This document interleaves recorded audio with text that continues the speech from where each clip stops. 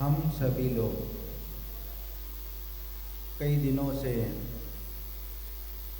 हम 16 कारण भावनाओं के माध्यम से अपने आप को अच्छा बनाने का प्रयत्न कर रहे हैं और इन्हीं 16 कारण भावनाओं के निरंतर चिंतन और मनन से हमारी भावनाएं भी प्रबल होती जाती हैं। भावनाएं हमारे लिए तीर्थंकर के समान ऊंचाई तक ले जाने में सहायक बन जाती है, या कहे कि आत्माएं तीर्थंकर भी बनती हैं। वे इन्हीं भावनाओं का चिंतन करते हैं। अर्थ, आचार, बहुश्रुत और प्रवचन भक्ति, ये चारों भक्तियाँ यदि विशुद्ध अनुराग से भर करके की जाएं तो मुक्ति दिलाने में सहायक बन जाती है। इसीलिए हम हमारे लिए भक्तियाँ मुक्ति का कारण बन जाती है। और यह हमारा विश्वास असल में आज जो भक्ति के रूप में देखने में आता है, उसे देखकर तो कोई भी नहीं कह सकता कि भक्ति भी तुम्हें मुक्ति दिलाने में सहायक है, क्योंकि भक्ति का कॉन्सेप्ट यानी अवधारणा क्लियर होना चाहिए, स्पष्ट होना चाहिए, वह हमारे पास नहीं है। अधिकांश लोग सोचते हैं कि भक्ति तो भगवान को प्रसन्न करने के लिए होती है, भगवान प्रसन्न हो जाएंगे तो हमारे सारे काम आसान हो जाएंगे। और कुछ लोग सोचते हैं कि भक्ति करने से थोड़ा मन बहल जाता है, थोड़ा सा मनोरंजन हो जाता है और थोड़ा सा धर्म प्रसार भी हो जाता है।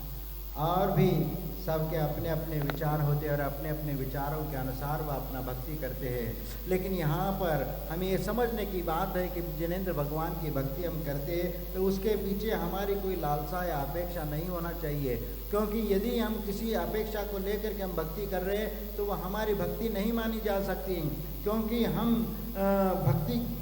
भक्ति जो करते भगवान को प्रसन्न करने का।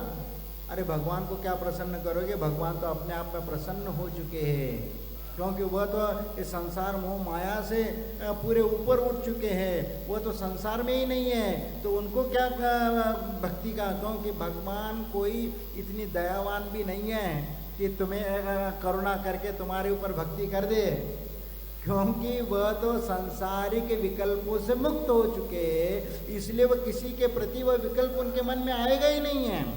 हाँ, लेकिन ये तो है कि उनकी भक्ति करने से तुम्हारे कर्म कट जाएंगे और तुम भगवान जैसे बन सकते हो। लेकिन ये पुरुषार्थ तुम्हें करने की आवश्यकता है, और वह पुरुषार्थ भगवान की भक्ति के रूप में करो, किसी भी रूप में करो, लेकिन वह भक्ति निस्वार्थ भाव से प्रेरित होना चाहिए। और जहाँ पर निस्वार्थ भाव से भगवान की भक्ति होती है, वहाँ निश्चित वह आपको सफलता मिल जाएगी जो आप चाहते हो। लेकिन भगवान प्रसन्न हो जाएंगे, हमारा काम बन जाएगा। ये जो विकल्प है ना, ये जो वरदान देने वाले जो देवता लोग होते हैं वो ये करते हैं। जो यक्ष यक्षिणी या देवियाँ जो होती है या देव लोग होते हैं, वो देव का मतलब ये इस देव से मत जोड़ना, क्योंकि ये देव अलग है, वह देव अलग है। देव कितने प्रकार के होते हैं? 4 प्रकार के। कौन कौन से हैं?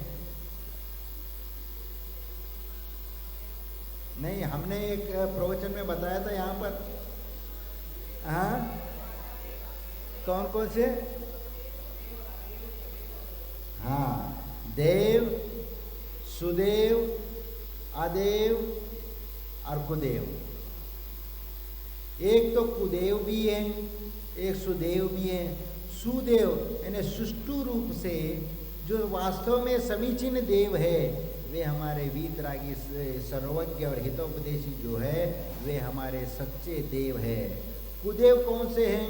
जो राग द्वेष मलिमस, राग द्वेष जो मलिमस है वह कुदेव है। और देव जो चतुर्निकाय देव है, वह देव के श्रेणी में आते हैं। अदेव जो देव का कोई रूप ही नहीं है, जिस किसी को आपने भगवान मान के बदला, कोई पत्थर रख दिया, सिंदूर पोत दिया, भगवान बना लिया, ऐसा कोई भगवान का रूप नहीं होता, वह अदेव है। लेकिन भगवान का रूप या भगवान का रूप अलग है और इन देवी देवताओं का रूप अलग है। और ये जो देवताएं हैं, ये देवताओं को प्रसन्न किया जा सकता है और प्रसन्न हो करके वह तुम्हारे लिए वरदान दे सकते हैं और वरदान से तुम्हारा काम बन सकता है।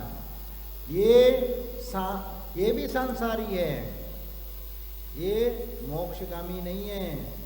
ये ध्यान रखना, ये भेद हमें मालूम नहीं होता, इसीलिए तो हम राग द्वेष विकल्पों में फंस जाते हैं। ये वीतरागी देव और सरागी देव की जो पहचान है वह हमें समझ में आना चाहिए। इनकी आराधना जो करती है मोक्ष प्राप्ति के लिए की जाती है और इनकी जो आराधना की जाती है वह सांसारिक उपलब्ध प्राप्त करने के लिए की जाती है। सांसारिक उपलब्धियाँ, सांसारिक अपेक्षाएं जो हमारी है उनको प्राप्त करने के लिए हम उनको प्रार्थना करते हैं। लेकिन इनकी आराधना और इनकी आराधना में भी अंतर है। आप इनको भगवान समझ करके पूजा करोगे वह गलत हो जाएगा, क्योंकि जब आप भगवान को पूजा करते अर्घ्य देते हो तो अर्घ्यम निरूपामिति स्वाहा करके अर्घ्य चढ़ाते हो।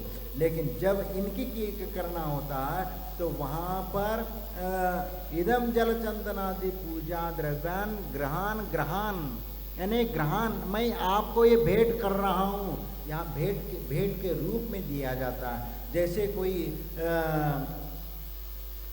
नेता या सम्मानीय व्यक्ति आ जाते हैं तो आप उनका मान सम्मान करते हो, तिलक लगाते हो, श्रीफल देते हो, गले में हार मुकुट वगैरह डाल करके उनका सम्मान करते हो और भेंट भी कुछ आप उनके लिए दे देते हो, चाहे शाल भेंट करो या कोई और भी चीज़ गिफ्ट में दे दो तो वो भेंट हो जाता है। तो उसी प्रकार यहाँ पर इनके लिए सम्मान के रूप में कुछ भेंट किया जाता है, तो वो ग्रहण ये शब्द का उपयोग होता है। इसलिए भेद जो नहीं समझता है और वह यदि कहता है कि ये गलत है तो ऐसा गलत कहना भी ठीक नहीं है, क्योंकि शास्त्रों में आप पंच कल्याण प्रतिष्ठाओं में भी इनका आह्वान किया जाता है और उनको स्थान दिया जाता है और पूजा में उनको भी सम्मिलित किया जाता है। उनका निषेध नहीं है, लेकिन उसको स्थान देने की एक प्रक्रिया है।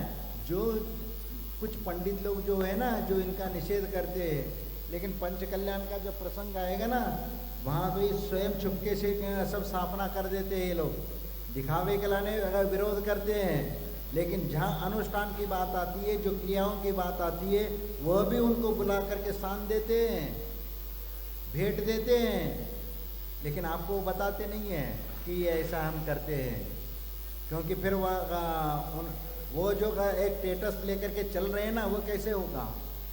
इसलिए जो शास्त्रों में जिस प्रकार जिस विधि से जो बात बताई है उसी के अनुसार हमें काम करना चाहिए, क्योंकि आप हजारों साल 2000 साल पहले नहीं 2000 नहीं 1000 साल पहले जिसने ग्रंथ लिखा और 1000 साल से भी अधिक उसके पहले के आचार्य ने भी शास्त्रों में लिखा है, और वह भी संस्कृत टीकाओं में जो पूजा पद्धति का जो विधान किया गया है, उस पूजा पद्धति का विधान का निषेध आप नहीं कर सकते, क्योंकि वो प्रक्रिया उस समय जहाँ पर 13 और 20 का कोई प्रसंग ही नहीं था।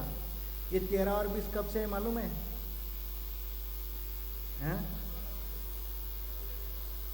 कितना है? हाँ, 200-250 साल पुरानी बात है। उसके पहले न 13 था न कुछ था, न 20 पंथी था। वहाँ जो आगम के अनुसार जो पूजा पद्धति चलती वही थी, और उसी को फिर आगे जा कर के जो बनारसी दास पंडित जो हुए आगरा के हुए, जो जिस समय ये मुगल साम्राज्यों का देश में बोलचाला था और वह भगवान को नहीं मानते थे और भगवान कुछ नहीं है। और उसी समय लोकाशा नाम का स्थानक वासियों में एक साधु हुए, उन्होंने स्थानकवासी संप्रदाय को चला दिया और इधर मूर्ति पूजा का विरोध करने वाले तारणपंथी दिगंबर अनुयायी में शुरू हुआ और ये इस तरफ नहीं है, लेकिन बुंदेलखंड में कुछ एरिया में वो लोग रहते हैं, तो वहाँ तारणपंथी संप्रदाय के वो लोग रहते हैं। वह अभी गुरु को मानते हैं लेकिन भगवान को नहीं मानते। शास्त्र को मानेंगे और गुरु को मानेंगे, देव शास्त्र गुरु तीनों को मानेंगे तो ही सम्यक दर्शन होगा। लेकिन भगवान तो ये जड़ की क्रिया है, ये जड़ है, तो इनकी नहीं। अब इसीलिए हो सकता है कि आचार्य पूज्यपाद स्वामी के समय भी ऐसी कुछ बात हुई होगी, तो उन्होंने भी उसका उल्लेख किया। चैत्य गुरु प्रवचन पूजादि लक्षणा सम्यक वर्धनी क्रिया सम्यक क्रिया है, सम्यक को बढ़ाने वाली ये सम्यक क्रिया है, इसीलिए आप इसका निषेध नहीं कर सकते। इसीलिए इन चीज़ों को भी ध्यान रख करके हमें चलना चाहिए, क्योंकि जो हमारे आत्म कल्याण के लिए कारण है, ऐसी चीज़ों को ध्यान रख करके चलना चाहिए। इसलिए जहाँ पर पूजा पद्धति आती है और उन पूजा पद्धतियों में हमें देखना चाहिए, क्योंकि कहाँ किसका किस ढंग से पूजा पद्धति है। शास्त्रों में पंच कल्याण प्रतिष्ठाओं में सब लिखा हुआ है। हजारों साल जैसे आचार्य नेमिचंद्र सिद्धांत चक्रवर्ती ने गोमटेश बाहुबली की जिन्होंने प्राण प्रतिष्ठा की, उनका एक ग्रंथ लिखा हुआ प्रतिष्ठा तिलक, उसमें सब है। वह उसमें और भी बहुत कुछ चीज़ें हैं, लेकिन आज के कुछ प्रतिष्ठा आचार्य लोग उसका उपयोग नहीं करते, क्योंकि वह अपने दायरे में वह चलना शुरू कर दिया, इसलिए वो दायरा छोड़ करके उधर नहीं जा सकते। उधर जाएंगे तो लोग क्या कहेंगे, तो वो वाली बात आती है ना। लेकिन इसके अलावा और भी प्रतिष्ठाचार्य हैं, प्रतिष्ठा ग्रंथ है, सब उन प्रतिष्ठा ग्रंथों का जो प्राचीन जो आचार्यों द्वारा लिखित या कुछ आशाधर पंडित के द्वारा लिखित या प्राचीन जितने भी है 2000 200-300 साल पहले के जितने भी ग्रंथ हैं, आप खोल करके देख लीजिए, आपको वह पूजा पद्धति मिलेगी जो आगम के अनुसार जो कथन किया गया है वही मिलेगी। वहाँ कोई भेदभाव नहीं था। भेदभाव अब ज़्यादा बनते जा रहे हैं। अब ये 50, 60, 70 साल पहले सोनगढ़ी आ गए, उसके पहले तो था नहीं, लेकिन फिर भी वो ऐड करके रह रहे हैं कि हम मानते नहीं भैया, गुरु नहीं है, क्योंकि देव गुरु शास्त्र बस झगड़ा इसी 3 में है। भैया 3 को नहीं मानेंगे, फिर 1 को मानेंगे या 2 को मानेंगे? हाँ, सम्यक दर्शन तो है ही नहीं है, लेकिन उससे समाज को विघटित करने का काम तो किया। और वैसे भगवान ने तो कहा ही है, क्योंकि सम्राट चंद्रगुप्त के 16 सपनों में भी या भद्रभाव के 16 सपनों में भी आता है कि इस कलियुग में पंचम काल में अच्छाइयों का ह्रास होता जाएगा और ये पंचम काल के आखिरी समय तक चलता रहेगा। अवसर्पिणी काल है भैया, जितनी भी अच्छाई है उनकी ह्रास होता जाएगा और वह ह्रास हो ही रहा है। अब जिस समय सम्राट अंतिम श्रुति केवली भद्रभाव के समय 24,000 का संघ सिर्फ अकेले भद्रभाव का संघ था, 24,000 का। उसमें से 12,000 का संघ दक्षिण भारत गया और 12,000 का संघ उत्तर भारत में रह गया। उत्तर भारत में जो रह गया वह सब भ्रष्ट हो गया, श्वेतांबर बन गए। तो एक संप्रदाय के 2 हो गए। वह इधर मानने को तैयार नहीं, ये तो उधर मानेंगे नहीं, वो तो संभव है ही नहीं है, क्योंकि वह इसको स्वीकार करने को तैयार नहीं, क्योंकि वहाँ उनको सम्मान और प्रतिष्ठा उसमें मिलने लगा। फिर उसमें भी तपागच्छ है, खरतरगच्छ है और छोटी पट्टी है, बड़ी पट्टी, लंबी पट्टी, ऐसे कई उसमें भी जाति भेद हो गए। उनमें भी वह एक दूसरे को ये नहीं मानते। फिर उसमें भी 13पंथी शुद्ध आमना है, 13पंथी और स्थानकवासी, ये तुलसी संप्रदाय के, और ये उसमें भी भेदभाव हुए। तो ये सब उसी प्रकार दिगंबरों में भी हुआ। दिगंबर में भी 13पंथी, 20पंथी, तारणपंथी, ये भेद हो गए। और एक सोनगढ़ी के एक अलग आ गया। हाँ नहीं, हम तो साधु को मानते हैं। और वह जिसने इस इधर आया, वह कांजी स्वामी, वह स्थानकवासी था। स्थानकवासी में भी वहाँ कुछ गलती उसने की थी, तो समाज ने उसको बहिष्कृत किया था और वो वहाँ से निकला। और उनने कभी समय सार को पढ़ लिया, उसके दिमाग में खुरापति दिमाग में आ गया कि नहीं, मैं तो दिगंबर बनूंगा। और वह समय सार पढ़ लिया, उसके बाद मैं दिगंबर हो गया। और इसलिए मैं लेकिन साधु दिगंबर साधुओं को नहीं मानेंगे, उनकी पूजा नहीं करेंगे, उनको नमस्ते नहीं करेंगे। बस वह चतुर्थ काल के उन साधुओं का हम ये करेंगे। वह दिगंबर साधु ते गुरु, ये गुरु नहीं, ते गुरु। इसलिए उन्होंने उसकी चतुर्थ काल जैसे साधुओं के, आज के साधुओं की चर्या वैसी नहीं है, ऐसे मान करके उन्होंने इस प्रकार प्रचार प्रसार कर लिया। और इसमें शुरू में क्या कर लिया, उन्होंने अपना भेद नहीं खोला, उन्होंने दिगंबर अपना लिया। तो दिगंबर के कई लोगों उनके फीवर में खड़े हो गए और उनके साथ हो गए। और जब उनके शिविर चलने लग गए तो शिविरों में उधर से भी, यानी उधर के जो मूर्ति पूजक हैं श्वेतांबरों में, वो भी, उनको भी तोड़ दिया उनने, और इधर से दिगंबरों को भी तोड़ दिया। और बीच में एक तीसरा रास्ता उनने निकाल दिया। तो ऐसा ही तो हो रहा है। और बीच में एक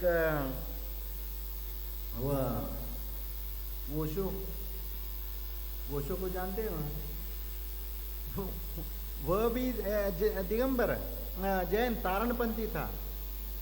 हाँ, रजनीश, हाँ, उन्होंने तो एक अपना अलग ही चला लिया, स्वयं को भी भगवान माना, ये कर दिया भगवान रजनीश, या बाद में फिर शॉर्टकट में ये कर लिया वो शो। इन्हें अपनी पहचान अलग बना दी उनने, और उसमें विदेशी लोग बहुत प्रभावित। इन्हें भोग से समाधि की ओर, उनके आश्रम में सामान्य व्यक्ति कोई जा नहीं सकता।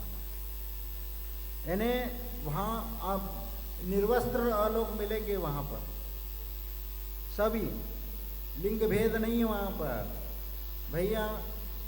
वो उनकी जो थ्योरी थी, वो थ्योरी कभी एक्सेप्ट कर ही नहीं सकते आप। अपने आप को बचाओ भैया, पंचेंद्रिय विषयों को कैसे बचाओगे? यदि आपको स्पर्श भी हो जाएगा तो आपकी उसकी संवेदना का एहसास हो जाता है, तो आप वो ध्यान लगाओ। ध्यान में यदि कोई तुम्हें टच भी हो जाएगा तो भी वो विकल्प नहीं आना चाहिए, ऐसे उपदेश वह देता था। इसीलिए तो वह वहां पर भटक जाता है, क्योंकि जहाँ जो अध्यात्म की ओर जाने की बात आती है, आत्मकल्याण की ओर जाने की बात आती है, तो यहाँ पर भगवान को प्रसन्न करने की बात नहीं होती। भगवान तो प्रसन्न हो या न हो, क्योंकि वह किसी से प्रभावित होते हैं, न किसी के ओर वह देखते हैं। हाँ, लेकिन ये है कि भगवान की भक्ति करने से आपके सहधर्मी जो अदृश्य जो देवता लोग हैं, आपकी भक्ति से प्रभावित होकर के, आपकी समस्या देख करके वह आपके लिए मदद कर जाए, क्योंकि आपकी भक्ति करने से वह यहाँ पर आपको उसका वो बता सकते हैं, इस प्रकार वो प्रभाव डाल सकते। इसलिए वास्तव में पूज्य पुरुषों के गुणों के प्रति अनुराग होना, उनके गुणों का निरंतर स्मरण करना, उनका गुणगान करना, उनके गुणों का मन ही मन चिंतन करना और उसके जैसे बनने की भावना, यही तो भक्ति है। और यही ऐसी भक्ति मुक्ति के लिए कारण है। और इसीलिए भगवान जिनेंद्र की भक्ति करते समय आचार्य समंतभद्र स्वामी अपने भावों का अभिव्यक्त करते हुए वह कहते हैं कि न पूजयार्थ त्वयिवीत रागे, न निंदया नाथ विवांत वैरे, तथापि ते पुण्य गुण स्मृतिर्ण पुनातो चित्तम दुरितांजनेभ्य। हे भगवान, आप वीतरागी है, आपको पूजा प्रशंसा निंदा से कोई सरोकार नहीं है। पूजा से प्रसन्न होकर न आप किसी को वरदान देते हैं और न किसी निंदा करने वाले के वैर भाव रखते हैं और न अभिशाप देते हैं। वास्तव में हम आपकी पूजा करके या आपके पवित्र गुणों का स्मरण करके अपने मन का मैल धोते हैं। हम अपने पाप को धोते हैं, अपना चित्त हम निर्मल करते हैं। यही पूजा या भक्ति का सही उद्देश्य है और यही पूजा भक्ति की वास्तव में उपलब्धता है।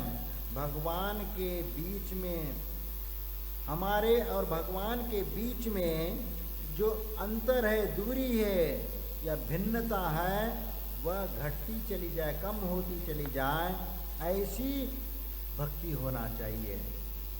और भगवान वीतरागी है और हमारे पूज्य है, वे वीतरागी हैं और हम भी उस वीतराग गुणों को प्राप्त करना चाहते हैं। इसलिए निरंतर राग द्वेष में जो हमारा मन उलझा हुआ रहता है, उसको हम दूर करने का प्रयत्न करते हैं।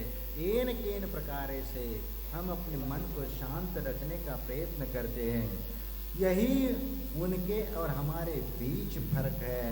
हम भक्ति के माध्यम से उनसे हम जुड़ जाते हैं और उनके निकटता बनाएं, उनका सामीप्य प्राप्त करें, तो ही भक्ति सार्थक अधिक होती है। आप भी देख लो कि भगवान के सामने बैठ कर के भक्ति करने में जो आपकी विशुद्धि बढ़ती है और कर्मों की निर्जरा होती है, वो परोक्ष रूप में घर में बैठ कर के भगवान की भक्ति कर लो, वो आपका मन नहीं लगेगा, वो विशुद्धि नहीं आएगी, वह निर्मलता नहीं आएगी। इसीलिए जैसे सद्गुणों के चरण में, सज्जनों के सानिध्य में अपने परिणाम विशुद्ध क्यों हो जाते हैं? क्योंकि उनकी वर्गणाएं इतनी प्रबल होती है, उनका चारित्र इतना निर्दोष होता है, उस चारित्र का प्रभाव सामने वाले व्यक्ति पर ऐसा प्रभाव पड़ता है कि उसके आभा मंडल में जाते ही उसके रोम रोम हर्षित हो जाते हैं और उसको कुछ एहसास अलग से फीलिंग हो जाती है कि इनमें कुछ विशेषताएं हैं। आप कभी आचार्य सिंह जहाँ का जिस कमरे में बैठे रहते हैं, उस कमरे में घुस करके देख लेना, एक तो धड़कने शुरू हो जाएगी और जाते समय आपका मन एक फ्रेश माइंड जैसा हो जाएगा और वहाँ जब तक ये आपकी प्रसन्नता आपका इतनी बढ़ेगी कि लगेगा कि भैया बहुत मन प्रसन्न है। आप कल्पना नहीं करते।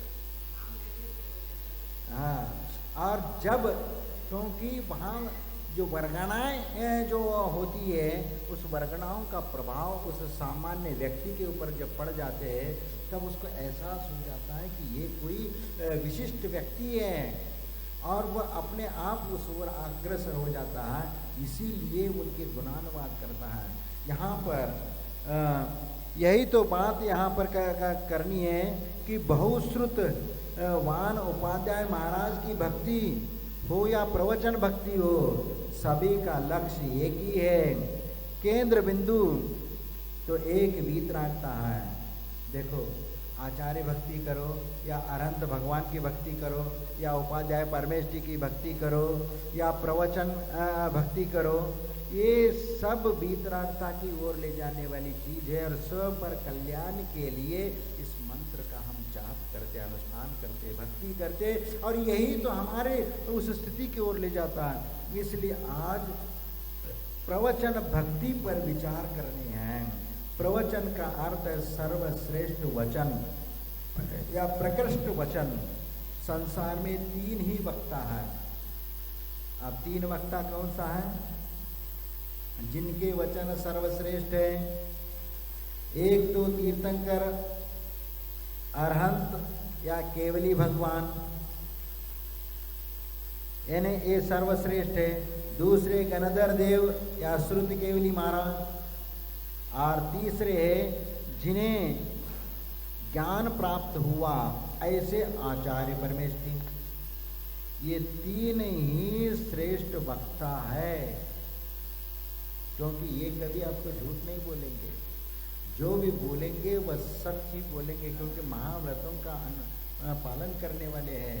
और लेकिन यदि कोई उपाध्याय कोई पंडित है, वो पंडित अपनी धारणाओं को थोपने के लिए प्रयास कर सकता है, वह आचरण के नाम से जीरो है, लेकिन अपनी वह मानसिकता, अपने विचार वह उपदेश के माध्यम से बोल करके लोगों को धारणा बना सकता है।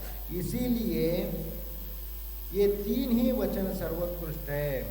तीर्थंकरों की दिव्य देशना के माध्यम से गणधर भगवान द्वादशांग श्रुति की रचना करते हैं, और द्वादशांग श्रुति की रचना अपने आप क्षयोपशमिक ज्ञान के अनुसार होता चला जाता है, और आचार्य भगवंत आगे आगे की परंपरा को देते हुए चलते हैं। एक तो अनंत भगवान ने दिव्य देशना के माध्यम से उन्होंने उपदेश दिया। आप वो पूजा पाठ पढ़ते हो ना, इसकी सरस्वती की पूजा, तीर्थंकर की ध्वनि गणधर ने सुनी, अंग रचे जुनि ज्ञान वही, सो जिन वरवानी शिव सुखदानी, त्रिभुवन माही पूज्य भई। यानी तीर्थंकर की वाणी गणधर ने सुनी, अंग रचे यानी द्वादशांग श्रुति की रचना की, और वह परंपरा से आचार्य परमेष्टि ने श्रवण कर लिया, और उनने उसको ग्रहण कर लिया, और उन्होंने अपनी शास्त्र रचना कर ली। इस प्रकार भगवान की वाणी को उन्होंने सुरक्षित कर लिया, इसीलिए वो परंपरा से हम लोगों तक वह आ जाता है। इसीलिए ज्ञान के क्षेपक्षम के अनुसार आचार्य भगवंत आगे आगे की परंपरा को देते चले आते हैं। लेकिन क्या करें, हम लोगों का दुर्भाग्य है कि हमारे पास आते आते वह जिनवानी अब एक पैराग्राफ भी नहीं बची है। जैसे एक बर्फ का टुकड़ा एक हाथ में दे दिया, वो भैया एक के हाथ में देते चले जाओ दूसरे के हाथ में, और 100 लोग खड़े हैं, और 100 लोगों के आखिरी वाले व्यक्ति के पास वो बर्फ का टुकड़ा जाते जाते इतना सा रह जाता है, क्योंकि वे बिल्कुल वह हाथों में पिघल करके समाप्त हो जाता है, और थोड़ा सा रह जाता है। उसी प्रकार भगवान की जो दिव्य देशना है, वह दिव्य देशना आती आती और वह अलग अलग आचार्यों के मुखारबिंद से खिरती हुई, वह हम लोगों तक आते आते बहुत कम रह गई, क्योंकि उतना क्षेपक्षम ज्ञान हमारा नहीं है कि उतना वह ज्ञान हम पूर्ण रूप से ग्रहण कर सकें। इसलिए थोड़ा क्वालिटी में थोड़ा सा अंतर, लेकिन क्वांटिटी का फर्क भले ही हो, पर क्वालिटी में अंतर नहीं होता। बर्फ का टुकड़ा ही है, लेकिन ऐसा ही ये ज्ञान परंपरा है, ज्ञान की परंपरा है, वाणी की परंपरा है, और वह आज हम लोगों तक आई है, और उसको हम जिनवानी बोलते हैं। भगवान की वाणी को हम जिनवानी या जिनवानी की भक्ति ही प्रवचन भक्ति यहाँ पर कहा गया है, क्योंकि तीर्थंकर के मुखार बिंद से चलती हुई आज तक तो बहती हुई हमारे तक आई है, वही गंगा, वही जिनवानी को प्रवचन भक्ति कहा गया है। और जैसे नदी के घाट बनाए जाते हैं जहाँ से नदी को आसानी से पार किया जा सकता है, ऐसे ही जिनवानी संसार सागर से पार कराने वाली है, सब जीवों का उद्धार करने वाली है, सब जीवों को दुखों से बचाने वाली है। इसलिए जिनवानी सर्वहितकारी है, सबको कल्याण करने वाली सर्वोदयी है। इसलिए जिनवानी में अनुराग रखना, उनका सदा अभ्यास करना, उनका चिंतन करना, मनन करना, अध्ययन करना, और जिनवानी के अनुसार आचरण करना, ये सारे बातें उसके अंतर्गत शामिल हो जाती है। इसलिए प्रवचन भक्ति तभी सार्थक होगी अपने को जिनवानी की भक्ति मात्र उसकी आरती उतारने या अर्घ चढ़ाने तक सीमित नहीं होना चाहिए। लेकिन आजकल तो जिनवानी मैं तो आरती उतारो बस, वो कर लिया होगा, रख दिया, कभी किताब खोल करके भी नहीं देखा, एक पन्ना भी कभी हमने पढ़ा नहीं। तो ऐसे जिनवानी का ज्ञान कैसे होगा? जिनवानी प्रतिदिन हमें कम से कम कुछ अध्ययन करने का नियम होना चाहिए, चाहे 15 मिनट, 20 मिनट, आधा घंटा, लेकिन एक निरंतर उसका नियम पालन होना चाहिए। स्वाध्याय का एक समय होना चाहिए। इस प्रकार यदि आप करते जाओगे तो निश्चित अपने आचरण में भी उसको लाना शुरू कर दोगे। इसीलिए हम जब भी हम आत्मावलोकन करते हैं, आत्मावलोकन करके व्यक्तिगत जीवन, क्योंकि जिनवानी में कही हुई बातों का अभ्यास तो हम करें तो हमारा व्यक्तिगत जीवन तो सुधर सकता, हमारा परिवार, समाज और सारा विश्व अत्यंत शांति से रह सकता है और अपना भला कर सकता है। लेकिन विसंगतियाँ जो है जिनवानी में कही गई 2-3 मौलिक बातों पर हम विचार करें।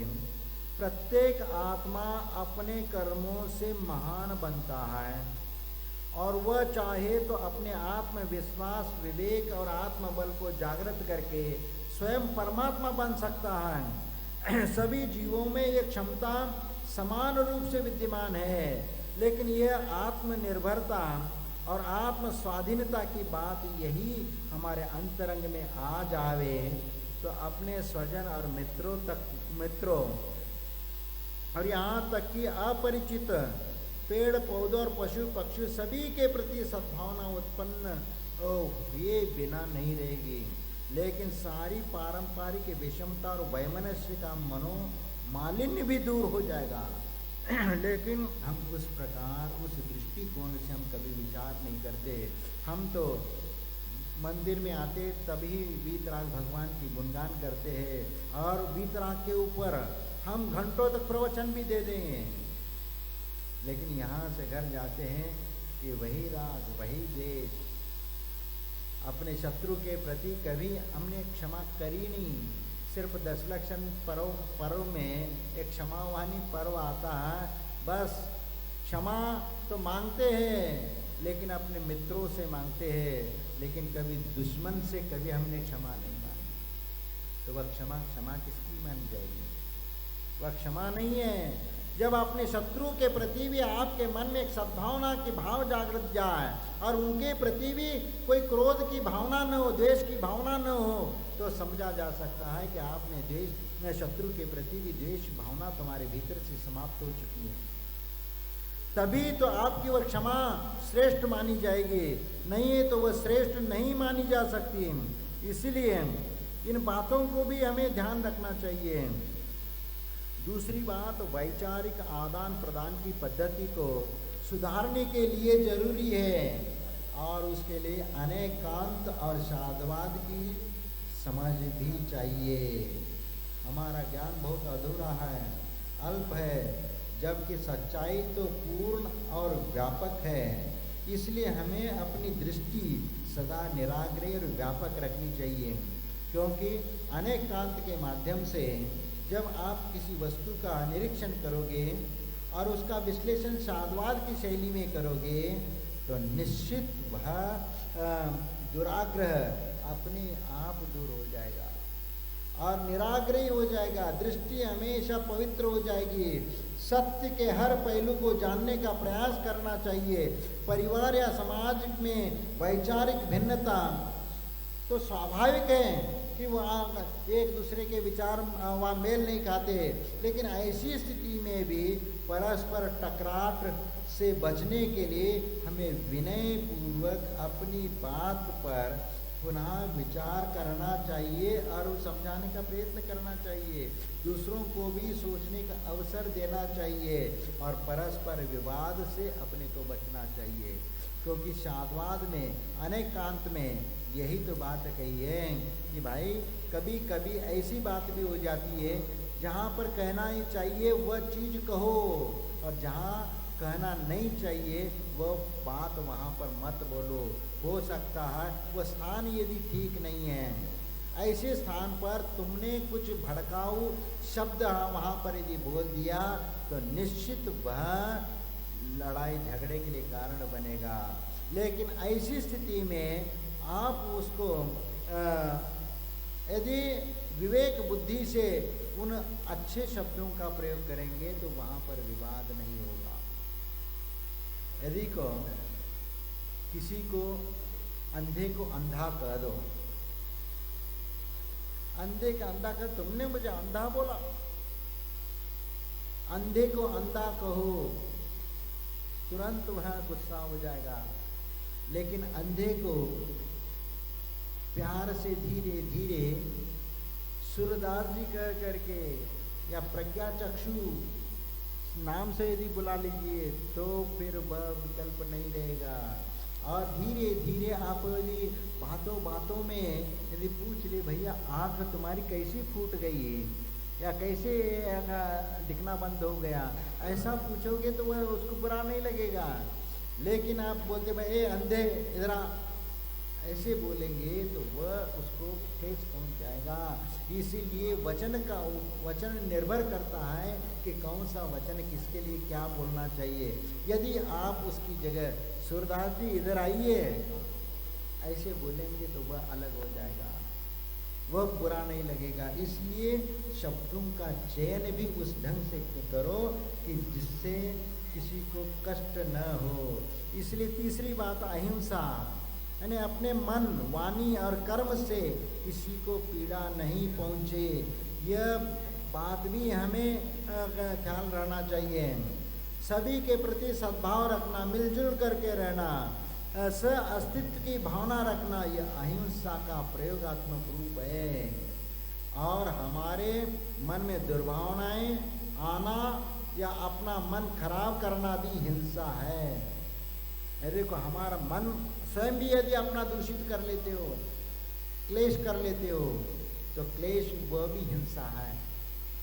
देखो जैन दर्शन हिंसा के मामले में बहुत सूक्ष्म है। अहिंसा इतनी सूक्ष्म है कि आप परिकल्पना नहीं कर सकते।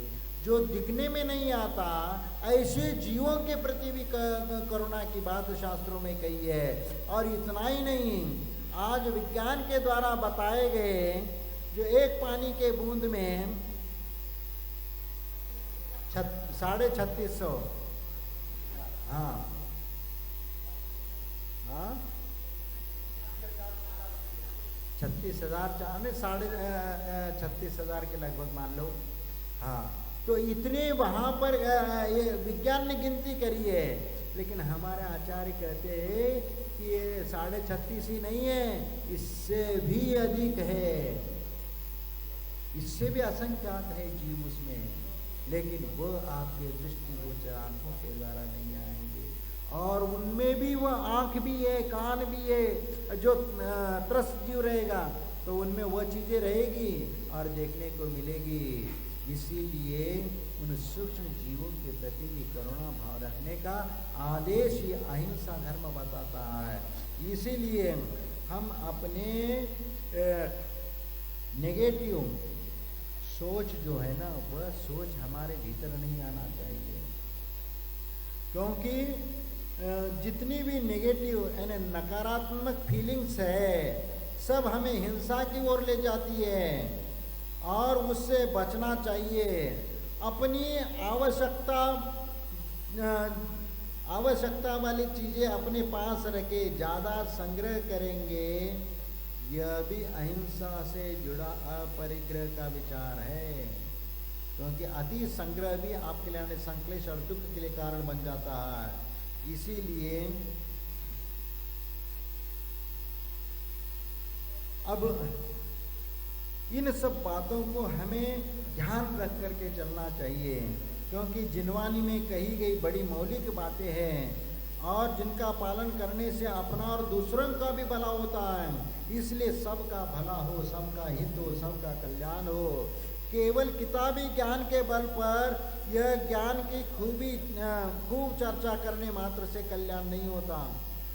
किताबी ज्ञान तो हो गया, अरे समय सार में ये कहा, रत्नगढ़ श्रावकाचार में ये बात कही है, और ये सब मूलाचार में ये है वो है, श्रावकाचार में ये कथन आता है। इस प्रकार वासत्व चर्चा और कर्म सिद्धांत में इस प्रकार का कर्मों का कथन किया है। इस प्रकार की जो बातें होती है उन बातों से कभी आत्मा का उद्धार नहीं होगा। वहाँ सिर्फ ये तत्व चर्चा सिर्फ आप शुभोपयोग के लिए कारण है, क्योंकि पाप के प्रवृत्ति से बच करके आप शुभ में प्रवृत्ति आपकी बना रहे, इसलिए शास्त्र स्वाध्याय और शास्त्र चर्चा है। और यही आपके पाप से बचा करके रखता है, पाप की प्रवृत्ति से बचाता है, उनको पाप के कर्मों से बचाता है। इसलिए जिनवानी का अल्प ज्ञान भी हो लेकिन मन में निर्मलता होना चाहिए, संतोष होना चाहिए, श्रद्धा भक्ति हो, कल्याण हो जाएगा।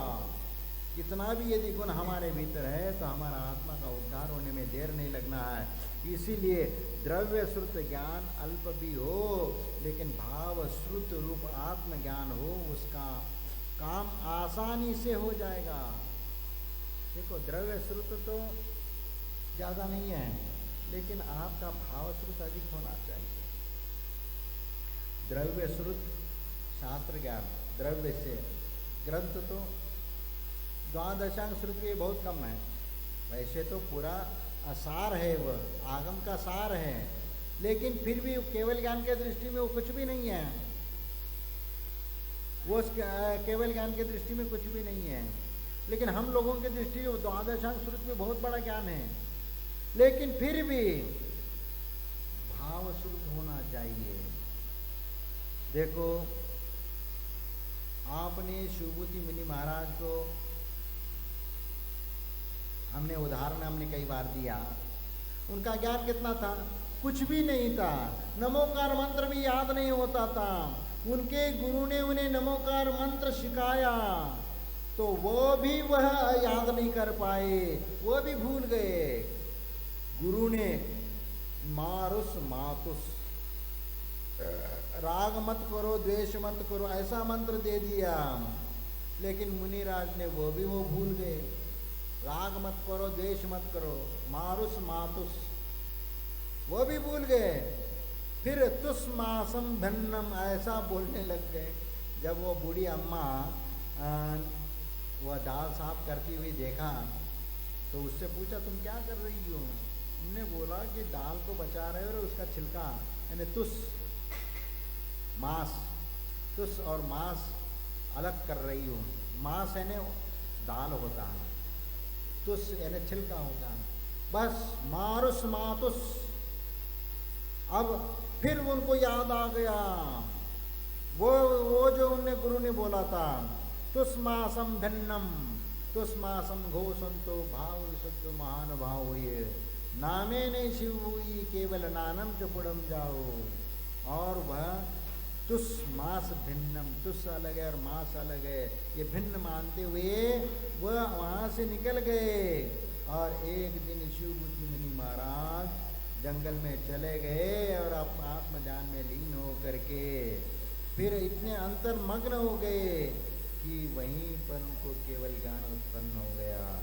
यही तो एक अंतर परिणामों में जो निर्मलता आई, एक अंतर मुहूर्त में कर्मों का क्षय करके केवल ज्ञान को प्राप्त कर लिया। यही तो भेद विज्ञान होता है। ये भेद विज्ञान हमारे भीतर आ जाए तो हमारा जीवन सार्थक हो जाएगा।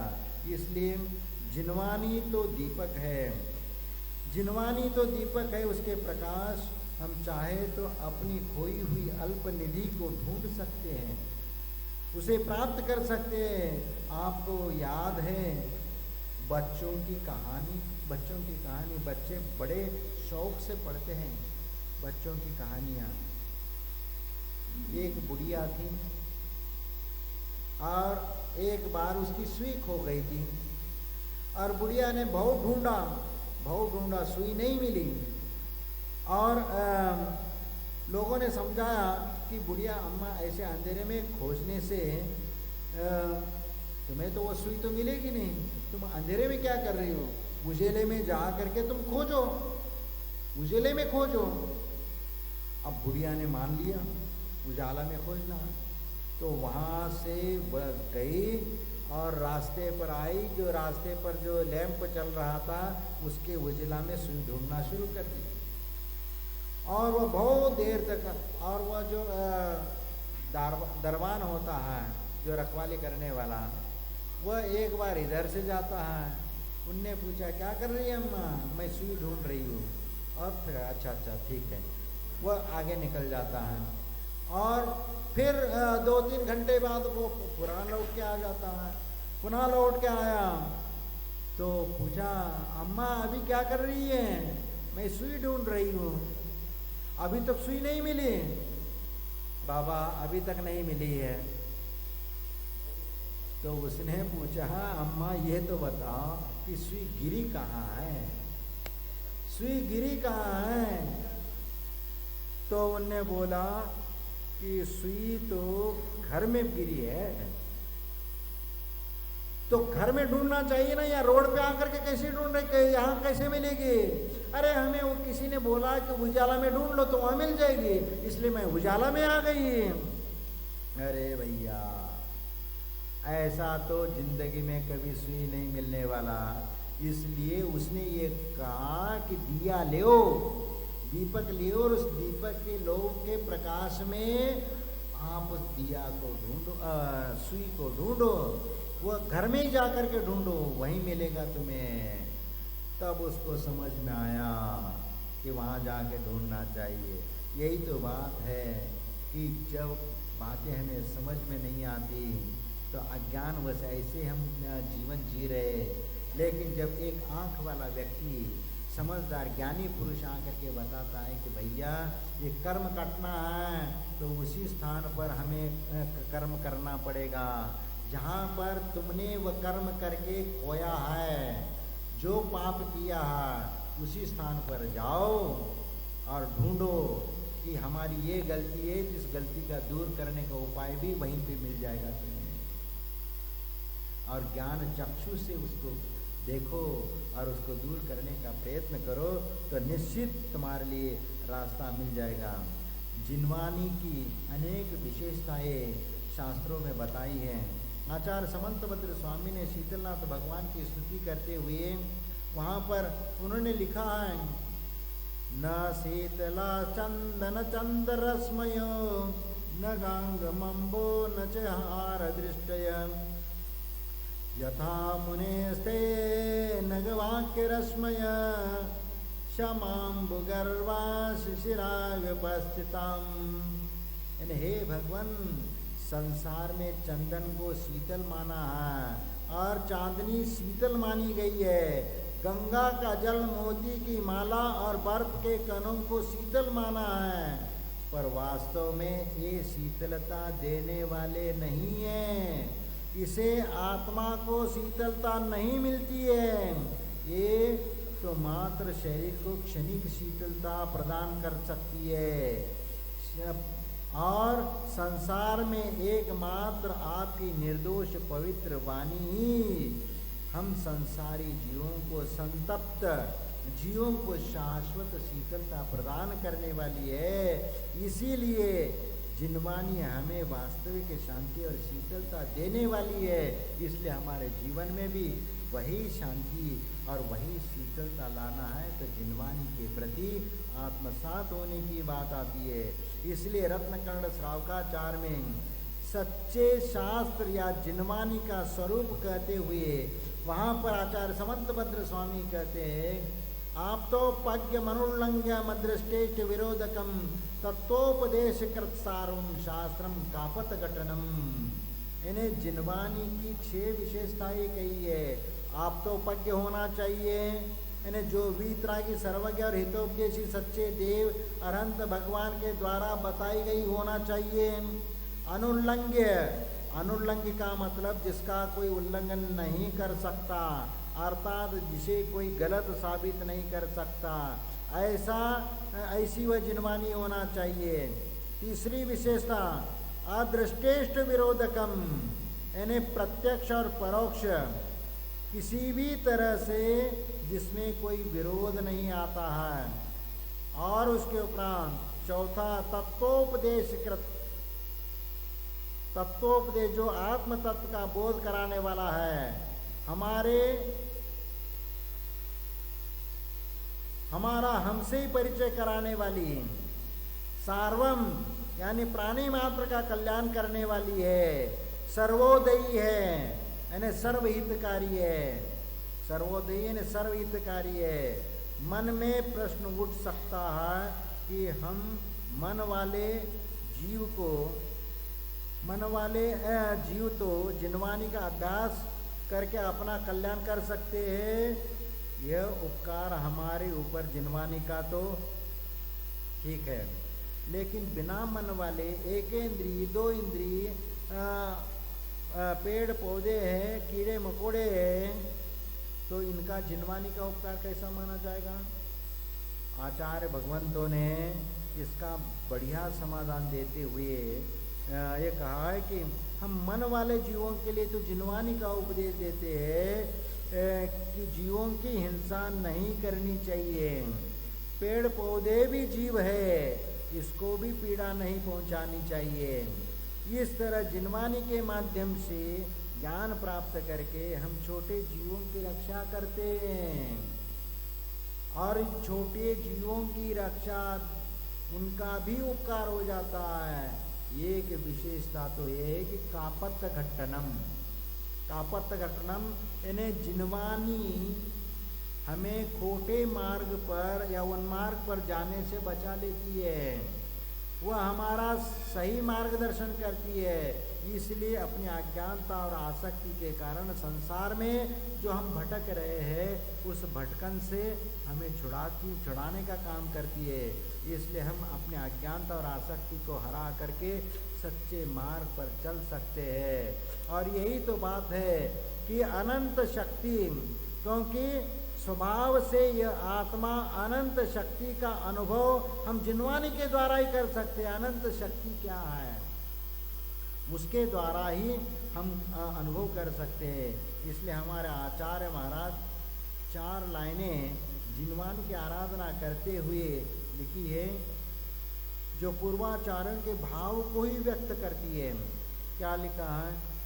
पीयूष है विषय सौख्य विरेचना है, पीते सुशीघ्र मिटती चिरवेदना है, भाई जरा जन्म रोग निवारती है, संजीवनी सुख करी जिन भारती है।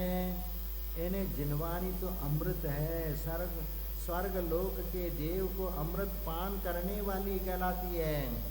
और आयु पूर्ण होने पर मृत्यु को स्वीकार करना पड़ता है, परंतु जिनवानी तो सचमुच अमृत स्वरूप है, जिसका सेवन करने से, जिसका अभ्यास करने से अनादिकाल से आ रही है संसार की वेदना को वो मिटा सकती है, समाप्त कर सकती है, भौतिक सुखों से विरक्ति हो सकती है, और जन्म मरण और बुढ़ापे से भी छुटकारा हमें सदा के लिए प्राप्त हो सकती है, और शाश्वत और अविनश्वर से सुख भी हमें उसके द्वारा प्राप्त हम कर सकते हैं। इसीलिए हम जिनवानी यानी शाद्वादमयी है, उसको हम आत्मसात करते हुए, हम अपनी उलझनों को दूर करते हुए, वैर भाव को मिटाते हुए, मनोमालिन्य को समाप्त करते हुए, आज जो विषमताएं दिखाई देती है उनके अन्य जो भी कारण हो, एक यह भी कारण की निराग्रही दृष्टि, अन्य उन कारणों को दूर करते हुए हम निराग्रही जिनवानी की आराधना जो हम नहीं कर पा रहे हैं, तो उसको भी हमें करना है। निराग्रही सत्यान्वेषी हो करके, आत्मान्वेषी हो करके हमें जिनवानी का चिंतन मनन और अध्ययन करना है, जिसमें जीवन में उतनी निराकुलता और आनंद महसूस हो जो संसार के प्रपंचों में उलझे न। इसलिए संतोष और समता पूर्वक ही अपना जीवन यापन करना चाहिए। और संतोष पूर्वक ही हम किसी को जीत सकते हैं, हम अपने को भी जीत सकते हैं। समता पूर्वक, समता भाव से हम आंतरिक विकारों को भी जीत सकते हैं। इसीलिए हमें इस बात का चिंतन मनन करते हुए हमें मोक्ष मार्ग पर निरंतर बढ़ना चाहिए, क्योंकि अकेले ग्रंथों में डूबे रहने से ये काम नहीं चलने वाला। अध्ययन चिंतन मनन पर्याप्त नहीं है, क्योंकि जिनवानी का अभ्यास तो तभी कहलाएगा जब जिनवानी के अनुरूप हमारा जीवन बन जाए और वह हम अपने आत्मसात करते हुए उस जिनवानी की आराधना करें और जिनवानी का अभ्यास करें। लेकिन यह बात सदा याद रहे कि यह सब जीवन को अच्छा बनाने के लिए और स्व पर कल्याण के लिए सब कारण है। इसीलिए ये सब ज्ञान गुरु के मार्गदर्शन में जब मिल जाता है और गुरु के उपदेश से जो हमें प्राप्त हो जाता है, और वह जो ज्ञान हमें एकांत स्थान में गुरुकुलों में प्राप्त होता था, वह कई वर्षों तक अध्ययन करने के उपरांत ग्रंथों का अध्ययन करने के बाद हमारा मन हल्का हो जाता है। इसीलिए गुरुओं का वह ज्ञान, गुरुओं के उपदेश से प्राप्त हुआ ज्ञान हमें अर्जन करके हमें भी अपना आत्मा का कल्याण करना चाहिए और निग्रंथ मार्ग का अनुसरण करते हुए हमें आत्मा का कल्याण करना चाहिए। जय बोलो महावीर भगवान।